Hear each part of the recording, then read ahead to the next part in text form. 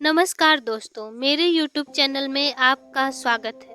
भागवत कथा के क्रम में आज का हमारा शीर्षक है महाराज परीक्षित द्वारा कलयुग का दमन। कथा आरंभ करने से पूर्व मेरा आपसे निवेदन है कि कृपया मेरे चैनल को सब्सक्राइब कर दें और साथ ही बेल आइकन को दबा दें ताकि आगे की वीडियो आपको बिना किसी अवरोध के मिलती रहे।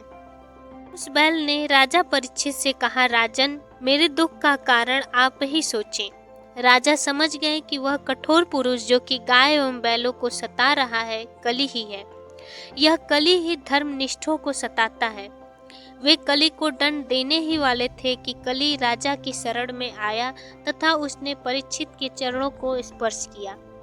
चरण स्पर्श करते ही राजा परीक्षित की मति भ्रष्ट हो गई। जिस पुरुष के स्वभाव एवं चरित्र से हम अनजान हो उसका हमें कभी स्पर्श नहीं करना चाहिए। जिस व्यक्ति का आप स्पर्श करेंगे उस व्यक्ति का कुछ न कुछ परमाणु आपके शरीर में प्रविष्ट हो जाएंगे। पुण्यशाली व्यक्ति के परमाणु पवित्र होते हैं तथा पापी व्यक्ति के परमाणु अपवित्र होते हैं। जैसे व्यक्ति का स्पर्श करेंगे वैसे व्यक्ति के परमाणु आपके शरीर में घुस जाएंगे। राजा परीक्षित ने कली को स्पर्श करने दिया, जिसके कारण उनकी बुद्धि में विकार आ गया। राजा जानते थे कि यह कली है, अपवित्र है, सो उसे दंड देना चाहिए। दुष्टों को दंड देना राजा का धर्म है। फिर भी उन्होंने कली के प्रति दया दिखाई। उन्होंने कली से कहा कि मैं तुझे मारूंगा नहीं, किंतु तू मेरे राज्य की सीमा से बाहर निकल जा। कली ने राजा से प्रार्थना की और कहा कि मैं अब कहाँ जा सकता हूँ। तो परीक्षित ने उसे 4 स्थानों में रहने की अनुमति दी। वे स्थान है धूत, मदिरा, नारी संग तथा हिंसा। इन 4 स्थानों में क्रमशः असत्य, मद, आसक्ति और निर्दयता ये 4 अधर्म रहते हैं। सट्टे एवं जुए का धन जिसके परिवार में आता है वहाँ साथ साथ कली भी आ जाता है। जहाँ सट्टा वहाँ बट्टा। यह बट्टा जीवन में पक्की तरह से लग जाता है। बट्टा अर्थात दाग। कुछ लोग ऐसे भी हैं जो जुए एवं सट्टे से कमाते हैं और फिर उस धन का दान करते हैं। वे मानते हैं कि चलो दान किया तो मेरी शुद्धि हो गई, परंतु यह सब व्यर्थ ही है। यह सब अनीति का धन है। ऐसे धन के दान से कभी जीवन शुद्ध नहीं हो सकता। इन 4 स्थानों की प्राप्ति होने पर भी कली को संतोष नहीं हुआ। उसने राजा से कहा, ये 4 स्थान तो गंदे हैं, कोई अच्छा सा स्थान मुझे रहने को मिले तो ठीक है। परीक्षित ने उसे स्वर्ण में रहने की अनुमति दे दी।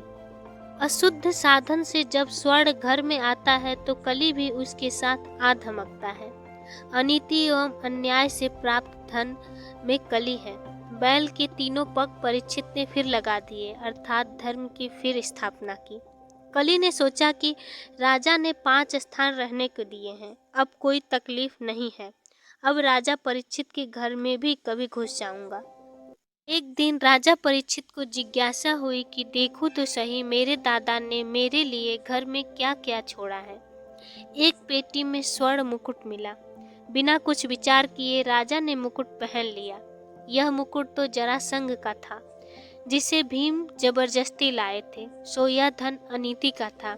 अनीति का धन उसके कमाने वाले और उसके वारिस को भी दुख देता है। वह मुकुट अधर्म से लाया गया था, इसलिए उसके द्वारा कली ने परीक्षित की बुद्धि में प्रवेश किया। इस मुकुट को धारण करके राजा परीक्षित वन में शिकार खेलने गए। अनेक जीवों की हत्या की। दोपहर होने पर राजा को भूख एवं प्यास सताने लगी। उन्होंने एक ऋषि के आश्रम में प्रवेश किया। समीक ऋषि समाधि में लीन थे। कोई संत जब ध्यान में बैठे हो वहां नहीं जाना चाहिए। यदि जाना पड़े तो प्रणाम करके लौट आना चाहिए। परीक्षित ने सोचा, इस देश का मैं राजा हूँ, फिर भी ऋषि मेरा स्वागत क्यों नहीं कर रहे हैं। शायद स्वागत न करने का नाटक कर रहे हैं। राजा की बुद्धि में कली ने प्रवेश किया था। उन्हें दुर्बुद्धि ने आ घेरा। उन्होंने एक मरा हुआ सांप समीक ऋषि के गले में पहना दिया। उन्होंने तपस्वी का अपमान किया। अन्य को अपमानित करने वाला व्यक्ति स्वयं ही अपना अपमान करता है, क्योंकि सभी में आत्मा तो एक ही है। दोस्तों, इसी के साथ यह अध्याय समाप्त होता है। अब आगे की कथा अगले वीडियो में। धन्यवाद।